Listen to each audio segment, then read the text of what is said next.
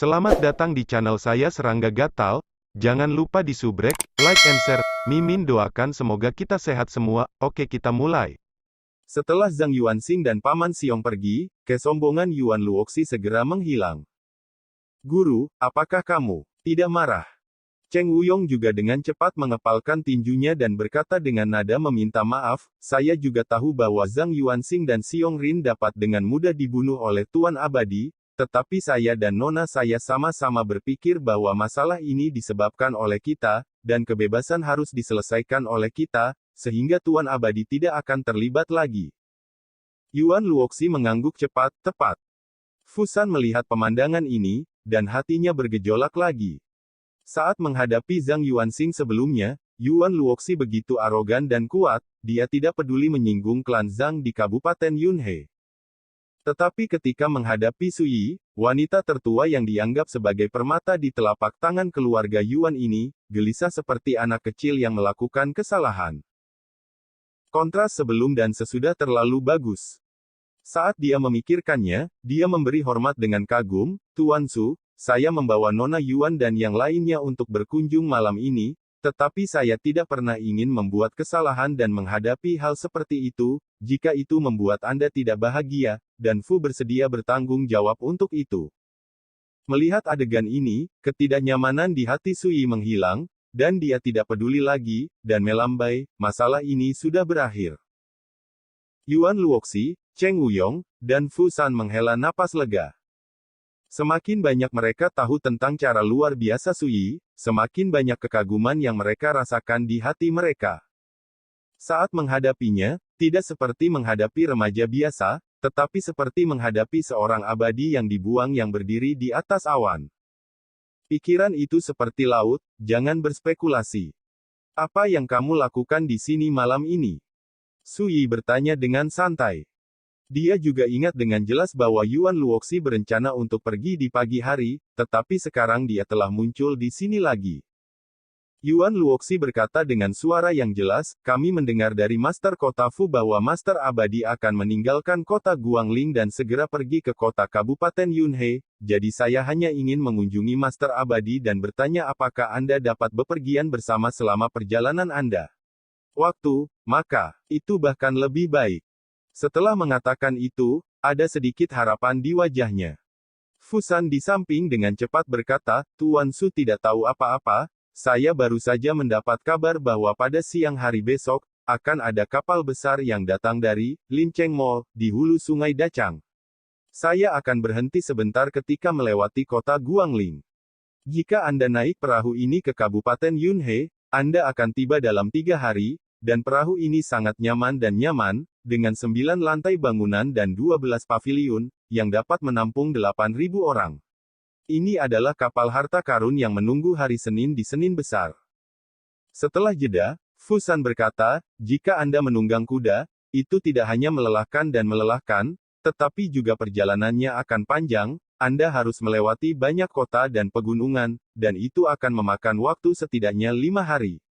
Untuk mencapai Kabupaten Yunhe. Jadi, pikir Fu, jika Tuan ingin pergi, lebih baik naik kapal bangunan ini. Su Yi berkata tanpa diduga, Tuan Fu punya hati. Dia bahkan tidak memikirkannya, dan Fu San tidak lupa memikirkannya sendiri. Yang abadi. Begitu Yuan Luoxi hendak berbicara, Su Yi menyela, saya hanya seorang pembudidaya pedang fana, saya tidak dapat berbicara tentang seorang guru abadi sekarang, saya akan dipanggil dengan nama saya di masa depan, begitu juga dengan saya. Anak, baris. Bolehkah aku memanggilmu, Tuan, seperti Tuan Kota Fu? Yuan Luoxi ragu-ragu. Di mata para pejuang, yang disebut Tuan adalah orang yang terbaik adalah yang pertama, yang merupakan semacam reputasi dan rasa hormat. Ya, Su Yi akan membandingkan ini. Alasan mengapa dia tidak ingin disebut Sage Master adalah karena di dunia ini, sebagian besar waktu, mereka yang menyandang gelar Sage Master sering tertipu. Misalnya, pendeta Tao berkeliaran di jalan, karakter di Jianghu Langzong, dan Tao yang bengkok semua suka memberi diri mereka gelar Tuan Abadi. Su Yi tidak ingin disalahpahami sebagai karakter rendahan. Adapun nama King Wan, tidak masalah. Bagaimanapun, dia adalah hantu, bukan manusia. Tuan Su, apakah Anda akan naik perahu besok? Suara Yuan Luoxi lembut dan penuh harapan. Su Yi mengangguk sambil tersenyum. Itu keren. Yuan Luoxi menyeringai gembira. Pada saat ini, dia memancarkan kecantikan seperti gadis. Aku akan mengatur tempat tinggal di kapal dengan Master Kota Fu terlebih dahulu. Cheng Wuyong juga tertawa. Menurutnya, selama dia bisa berjalan dengan Su Yi, dia akan memiliki banyak kesempatan untuk saling menghubungi, sehingga memperpendek hubungan.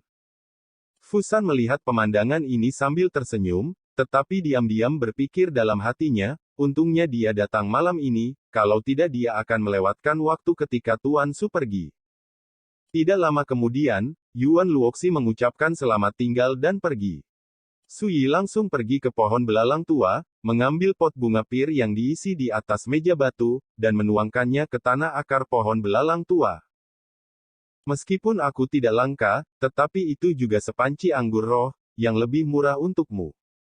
Menuangkan anggur ke dalam panci, Su Yi menatap pohon belalang tua yang rimbun, dan berkata pada dirinya sendiri, jika saya kembali di tahun itu, jika Anda masih di sini, saya akan menghadiahi Anda. Anda memiliki takdir. Tersenyum, Su Yi berbalik dan berjalan ke kamar. Malam itu seperti air, dan pohon-pohon tua belalang di halaman bergoyang tertiup angin, menebarkan bayangan berbintik-bintik di semua tempat. Di dalam kamar, lampunya seperti kacang. Su Yi duduk di depan meja, merenung sejenak, membentangkan kertas, menulis sebuah kata, mengikatnya menjadi gulungan kertas dengan benang sutra, dan melemparkannya ke liontin giok tinta. Dengan kultivasi saya saat ini, saya harus bisa mulai memurnikan jiwa saya. Su Yi menggosok ujung alisnya, tenggelam dalam pikirannya. Kultivasi, semangat, dan fisik, ketiganya saling melengkapi dan saling melengkapi. Budayakan Qi untuk memadamkan tubuh, dan tubuh yang kuat dapat menyehatkan jiwa. Di Kyushu liar, semua biksu yang bercita-cita menjadi alam kekaisaran, akan memperhitungkan tempering dan pemolesan jiwa mereka pada awal kultivasi mereka. Jiwa itu kuat dan memiliki banyak manfaat, yang dapat meningkatkan persepsi dao besar langit dan bumi, dan memudahkan untuk merenungkan dan memahami misteri buku-buku hukum rahasia. Tentu saja, yang paling penting adalah bertarung. Kultivasi jiwa ilahi sangat keras, karena begitu jiwa ilahi terluka, itu adalah cedera dao yang sangat serius. Para tetua mengajarkan satu ke satu metode penempaan jiwa. Di kehidupan sebelumnya, ketika Su Yi menginstruksikan keturunannya untuk berkultivasi, hal yang sama juga berlaku. Namun, bagi Su Yi, ini bukan masalah. Dalam kehidupan ini, ia mengembangkan kembali seni bela diri dengan teknik penempaan Songhe, dan di setiap langkah dari alam yang menggerakkan darah, ia menempa dasar yang kokoh yang jauh melampaui periode yang sama di kehidupan sebelumnya. Tidak berlebihan untuk mengatakan bahwa jika dia kembali ke Great Wilderness Kyushu sekarang, hanya membandingkan dasar dari seni bela diri ini akan cukup untuk mengalahkan para penjahat tak tertandingi dan peri tak tertandingi di dunia. Karena itu, Su Yi berencana untuk mulai mengolah jiwa terlebih dahulu. Ini bukan sembrono, tetapi dari pengetahuannya tentang akarnya. Alasan mengapa saya berhenti pada kesempurnaan besar, Suan He Realm, dalam kehidupan saya sebelumnya, dan tidak dapat mencapai jalan yang lebih tinggi, selain kurangnya keberuntungan dan kesempatan, kurangnya landasan spiritual yang kuat juga merupakan masalah. Su Yi mulai merangkum pengalaman dan pelajaran dari kehidupan masa lalu. Dalam analisis terakhir, pada awalnya, saya gagal memiliki metode rahasia jiwa yang luar biasa, sehingga fondasi jiwa yang ditempa ketika saya masih muda terlalu biasa. Bahkan dalam puluhan ribu tahun ke depan, saya mencari keajaiban jiwa di dunia, dan mengumpulkan obat-obatan dan harta ajaib yang tak terhitung jumlahnya untuk memelihara dan meningkatkan kekuatan jiwa, tetapi sulit untuk mengubah fondasi jiwa. Pada awalnya, petik 2. Dalam reinkarnasi ini, aku tidak bisa membiarkan ini terjadi lagi. Mata Su Yi tumpul, dengan sedikit tekad yang tak tergoyahkan. Itu harus dipoles sedikit demi sedikit dengan ketekunan dan keberanian yang besar, dan tidak boleh terburu-buru. Di antara berbagai teknik rahasia yang telah saya kuasai, ada banyak sekali teknik yang berhubungan dengan Divine Soul One, masing-masing dengan misteri dan keunikannya sendiri. Itu bisa disebut yang teratas, tetapi hanya ada beberapa. Dalam kehidupan ini, saya ingin menumbuhkan jiwa yang sempurna, tidak hanya lebih kuat dari diri saya pada saat yang sama di kehidupan saya sebelumnya, tetapi juga lebih kuat dari rekan-rekan lain di alam yang sama. Dalam hal ini, saya harus hati-hati memilih budidaya semangat pintu dan metode rahasia. Sementara Sui merenung, 3 metode rahasia untuk memurnikan jiwa telah muncul di benaknya. Amitabha mencerminkan kitab suci surga, tempat suci meditasi pertama di gurun besar, Xiao Sitian, warisan tertinggi, dalam jiwa alas lotus kelas 24, ketika bunga-bunga mekar, itu menerangi surga. Sayangnya, untuk mengolah sutra ini, Anda perlu memberkati diri Anda dengan metode rahasia Buddhisme, duduk di 6 alam api penyucian dengan kekuatan yang tak kenal takut, dan berpartisipasi dalam meditasi hidup dan mati selama 8.000 tahun. Dengan cara ini, jiwa itu seperti teratai, dan ketika mekar, itu mencerminkan kebenaran surga yang indah. Sui memikirkannya untuk waktu yang lama, dan meninggalkan metode jiwa ini, yang dapat disebut sebagai milik Buddhisme Tao tertinggi. Dongtian Suangwang Sentingjing, salah satu dari 4 koleksi Taoisme, ketika Anda berkultivasi ke ranah kekaisaran, jiwa Anda akan seperti gua di dunia, membuka pengadilan ilahi, berisi cahaya yang dalam, dan jiwa ilahi satu orang akan menjadi seperti pengadilan surgawi yang tak terbatas, tapi abadi dan tahan lama, berubah menjadi 3.000 roh cahaya misterius. Sui merenung dalam diam untuk waktu yang lama, dan akhirnya menghela nafas pelan, menghilangkan gagasan untuk mengolah rahasia tertinggi ini. Tanpa orang lain, untuk mempraktikkan metode rahasia ini, persyaratannya lebih menuntut, dan perlu untuk menumbuhkan warisan tertinggi Taoisme lainnya sejak awal. Dan Sui akan memiliki metode rahasia tertingginya sendiri untuk dipraktikkan di masa depan, dan ditakdirkan untuk mengubah cara menuju pintu itu mustahil. Apakah kamu benar-benar ingin mengolah Sutra He Hua Zizi ini? Sui ragu-ragu untuk sementara waktu. Setelah itu, dengan kekuatan pandangan terang ini, dia sepenuhnya ditembus oleh kebijaksanaannya sendiri, dan kemudian dia menulis metode rahasia kultivasi spiritual ini. Sebenarnya, ini harus dianggap sebagai ciptaan terakhir dari kehidupan masa lalunya berdasarkan pengalaman dan kebijaksanaan praktiknya yang berusia 108.000 tahun, ditambah wawasan dari segel pedang 9 penjara. Metode rahasia roh pintu. Di kehidupan sebelumnya, Sui tidak pernah membuka 9 segel pedang 9 penjara. Satu-satunya keuntungan adalah mendapatkan kekuatan dari pedang 9 neraka sebelum reinkarnasi, sehingga menciptakan He Hua Zizi Jing, metode kultivasi spiritual. Bahkan lebih. Ini adalah kepercayaan dari Master Pedang Xuanjun. Apa yang membuat Sui ragu adalah bahwa He Hua Zizi Jing tidak lengkap, dan dia hanya bisa berkultivasi ke tingkat alam kekaisaran dari Jalan Xuandao. Jalan Xuandao dibagi menjadi 3 alam, yaitu Xuanzhao, Xuanyu, dan Xuanhe. Metode Sui di kehidupan sebelumnya hanya menyimpulkan dan menyusun He Hua Zizai Jing ke tingkat Xuanzhao. Bukannya dia tidak cukup pintar, tetapi kekuatan persepsi yang diperoleh dari segel pedang 9 penjara, yang hanya bisa membuat langkah ini menjadi mungkin. Dalam kehidupan ini, saya telah merencanakan untuk mengungkap rahasia pedang 9 penjara. Karena saya bisa merasakannya, mengapa tidak dalam kehidupan ini? Untuk waktu yang lama, keraguan di mata Sui secara bertahap digantikan oleh tatapan tegas. Latih saja, He Hua Zizi Jing. Dia bebas dan maha kuasa. Inti dari kitab suci ini adalah kemampuan untuk meredam jiwa dengan segala kekuatan antara langit dan bumi. Kata dia, di sini mengacu pada langit dan bumi dan jalan. Dan mereka yang mempraktikkan sekte ini, jiwanya seperti dia, menyerap langit dan bumi, dan bahkan membuat dirinya sendiri marah, dan dapat mengembangkan semua misteri dan esensi surga dan bumi dan jalan, yang tak terlukiskan. Inilah yang disebut dia mengubah semua fenomena, dia mengubah surga. Dia menjadi bebas, dan secara alami dia dapat menyerap semua kekuatan di dunia untuk meredam jiwanya. Di tanah tandus di mana energi spiritual abis dan tandus seperti benua Changqing, tidak diragukan lagi yang paling cocok untuk berlatih He Hua Zizai Sutra. Setelah membuat keputusan, Su Yi tidak lagi ragu-ragu, dan mulai memikirkan cara mengolah teknik rahasia ini. Meskipun energi spiritual benua Changqing tandus dan tipis, ada banyak kekuatan lain yang bisa digunakan. Misalnya, roh jahat, Yin Qi, Del. Tidak berlebihan untuk mengatakan bahwa kekuatan matahari, bulan dan bintang-bintang di langit dan Qi semua makhluk di dunia dapat digunakan dengan metode rahasia ini. Ini adalah inti dari kata, bebas. Tiba-tiba, hati Su Yi tergerak. Pedang 9 penjara telah ditangguhkan di jiwanya, jika dia bisa menggunakannya, dia tidak perlu repot mengumpulkan kekuatan lain di dunia ini untuk meredam jiwanya. Terlebih lagi, misteri asal-usul He Hua Zizai Sutra awalnya adalah kekuatan persepsi dari segel 9 lapis pedang 9 penjara, yang dapat dikatakan berasal dari nada yang sama. Memikirkan hal ini, Su Yi memutuskan untuk mencobanya. Bahkan jika Anda dalam bahaya, berhentilah tepat waktu. Ho gelombang.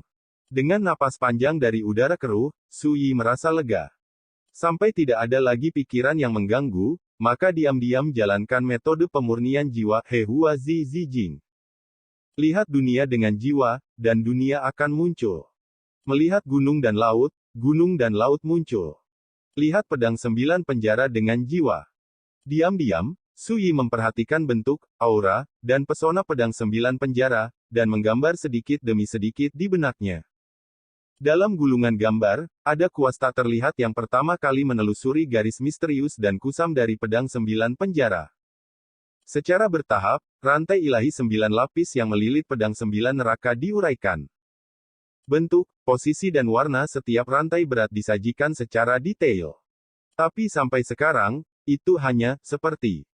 Selanjutnya, Su Yi mencoba memvisualisasikan nafas pada pedang 9 penjara. Karena hanya dengan memvisualisasikan pesona pedang ini, kita dapat benar-benar menggunakan kekuatannya untuk meredam jiwa. Namun, meskipun Su Yi sangat berhati-hati, masih ada perubahan tak terduga saat visualisasi dimulai. Ledakan. Di pedang 9 neraka, 9 rantai bergetar hebat, memancarkan 9 kekuatan penyegelan yang sama sekali berbeda, yang meletus seperti tanah longsor dan tsunami. Napas seperti itu terlalu menakutkan, masing-masing memiliki kekuatan untuk membakar segalanya, atau mendominasi seperti api, atau dingin seperti salju, atau nakal seperti angin, atau kental seperti gunung. Sekarang, 9 aura segel meletus bersama, seolah-olah 9 dewa dihidupkan kembali dalam jiwa mereka, dan begitu nafas yang dilepaskan, itu cukup untuk dengan mudah mencabik-cabik jiwa Su Yi. Namun, tidak menunggu 9 kekuatan segel ini dilepaskan, disertai dengan nyanyian yang jelas, pedang 9 penjara bergetar hebat, melepaskan napas berat kuno yang luas, dengan paksa membanting 9 ini. Kekuatan penyegelan ditekan. Tiba-tiba, rantai ilahi 9 lapis kembali ke keheningan, seperti sebelumnya. Pedang 9 penjara juga berhenti. Tampaknya pemandangan mengerikan tadi hanyalah ilusi. Tapi Su Yi berkeringat dingin. Dalam kehidupan sebelumnya, dia mempelajari pedang 9 penjara selama beberapa tahun yang tidak diketahui, dan hal-hal luar biasa seperti itu tidak pernah terjadi. Saya tidak pernah memikirkannya, kali ini hanya visualisasi, yang memicu perubahan seperti itu. Kekuatan penyegelan rantai ilahi 9 lapis tampaknya sangat tahan untuk dipahami oleh saya, tetapi pedang 9 penjara itu sendiri telah banyak membantu saya. Setelah Su Yi tenang, dia sangat menyadari kelainan itu. Masuk akal untuk mengatakan bahwa rantai ilahi 9 lapis adalah untuk menyegel pedang 9 penjara, tetapi siapa sangka, tampaknya berbeda dari apa yang selalu dia duga. Jika itu masalahnya, rahasia yang tersembunyi di rantai surgawi 9 lapis terlalu tidak biasa. Su Yi merenung. Untuk waktu yang lama, dia menggelengkan kepalanya dan tidak berpikir lagi. Dengan latihannya saat ini, dia jauh dari mampu merenungkan misteri rantai ilahi 9 lapis. Tahan napas Anda dan mulai visualisasi lagi. Dalam pikiranku, aku secara bertahap meniru bentuk pedang 9 penjara yang disegel oleh 9 rantai ilahi. Setelah itu, tanpa ragu-ragu, dia mulai memvisualisasikan aura pedang 9 penjara lagi. Adegan yang akrab muncul kembali, rantai ilahi 9 lapis bergetar, memancarkan aura yang menakutkan, tetapi sebelum itu bisa meletus, itu ditekan oleh pedang 9 penjara. Dan kali ini, Su Yi tidak mengganggu kultivasinya dan terus memvisualisasikannya. Saya tidak tahu berapa lama. Sinar nafas dan pesona yang tidak jelas dan misterius ditangkap oleh jiwa Su Yi, dan dia memvisualisasikan bentuk pedang 9 penjara yang dia gambarkan.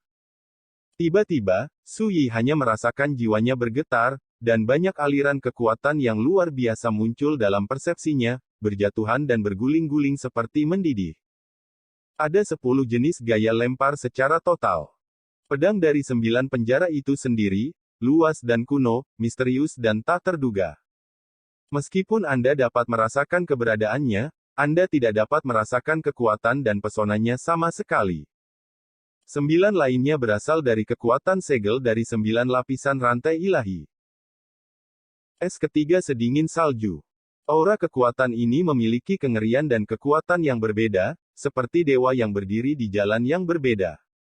Sayangnya, seperti nafas pedang 9 penjara, Anda dapat merasakannya, tetapi Anda tidak dapat melihatnya, jadi Anda tidak dapat berbicara tentang menonton dan menyalin. Hanya aura segel pada rantai ilahi ke-9 yang dirasakan oleh Su Yi. Jejak kekuatan yang dia tangkap sebelumnya adalah kekuatan penyegelan dari rantai ilahi ke-9 ini. Mungkin karena alasan inilah jiwaku merasakannya, itu selaras dengan kekuatan penyegelan rantai berat Tuhan ini. Hati Su Yi dipenuhi dengan pencerahan. Betapa kaya pengalaman latihannya, dia segera menyimpulkan bahwa He Hua Zizi Jing seperti kunci yang dapat membongkar segel rantai ilahi ke-9. Apa yang membuat Su Yi semakin bersemangat adalah bahwa penemuan ini tidak diragukan lagi membuktikan bahwa ketika menempa jiwa di masa depan, kekuatan segel ke-9 ini dapat digunakan. Dengan cara ini, tidak perlu repot dengan kekuatan biasa lainnya untuk memurnikan jiwa. Ketika level jiwaku naik selangkah demi selangkah, itu harus lebih mendalam dengan kekuatan segel ke-9. Pada saat itu, rahasia yang tersembunyi di segel ke-9 akan mengikuti secara alami. Itu terungkap. Memikirkan hal ini, hati Su Yi tiba-tiba tercerahkan dan bersemangat. Dalam kehidupan sebelumnya, dia belajar keras selama bertahun-tahun, tetapi dia tidak dapat menemukan cara untuk mengungkapkan rahasia pedang 9 penjara. Dan sekarang, dia melihat seberkas cahaya, sebuah cara untuk menjelajah selangkah demi selangkah. Bagaimana ini membuatnya tidak bahagia. Tapi segera, sudut bibir Su Yi berkedut tanpa terasa. Saya hanya peduli tentang kebahagiaan sebelumnya, dan semua yang saya bayangkan telah runtuh dan menghilang. Namun, Su Yi sudah puas. Upaya malam ini pasti akan disebut panen besar. Lagi pula, jika dia tidak memutuskan untuk menggunakan He Hua Zizi Jing untuk meredam jiwanya, bagaimana dia bisa menemukan semua misteri ini? Pagi selanjutnya. Langit cerah dan angin sepoi-sepoi. Su Yi mengenakan kemeja hijau, rambut hitam panjangnya diikat dengan jepit rambut kayu, dan dia berjalan keluar ruangan dengan tongkat bambu di tangan kanannya. Tanpa nostalgia, dia berjalan keluar dari halaman sepanjang jalan. Klik. Saat Anda mengunci gerbang halaman, itu seperti mengumumkan bahwa tahun-tahun terakhir telah berakhir. Itinerari baru telah dimulai. Tuan, jaga dirimu sepanjang jalan. Ketika mereka melihat Su Yi berjalan keluar, manajer pusat medis Xing Huang, Hu Kuan, Dr. Wu Guangbin, dan yang lainnya menghentikan gerakan mereka, dan mereka semua berjalan, mengucapkan selamat tinggal kepada Su Yi, dengan ekspresi di semua tempat. Dengan nada penyesalan. Setelah bergaul dengan Su Yi untuk sementara waktu, mereka semua kewalahan oleh sikap Su Yi sebelum mereka menyadarinya. Selain itu, Su Yi memperlakukan orang dengan murah hati dan tidak pernah mengkritik mereka, yang membuat semua orang di pusat medis Xing Huang menghormatinya. Oleh karena itu, kemarin sore, mereka semua sedih mengetahui bahwa Su Yi akan melakukan perjalanan jauh dan tidak tahu kapan dia akan kembali ke kota Guangling. Sibuk. Su Yi tersenyum dan melambaikan tangannya, dan berjalan keluar dari pusat medis Xing Huang di bawah pengawasan semua orang. Di samping jalan, sebuah kereta sudah menunggu. Pengemudi itu sebenarnya adalah komandan penjaga, Ni Beihu. Dia tersenyum dan mengepalkan tinjunya dan berkata, Tuan Su, Tuan Fu dan yang lainnya sedang menunggu di tepi sungai Dacang di luar gerbang kota. Kali ini, biarkan Ni datang menemui Tuan untuk naik, Tuan silakan masuk mobil. Sekian dulu update-annya, tunggu lanjutannya di channel saya Serangga Gatal, di subscribe ya guys. Terima kasih.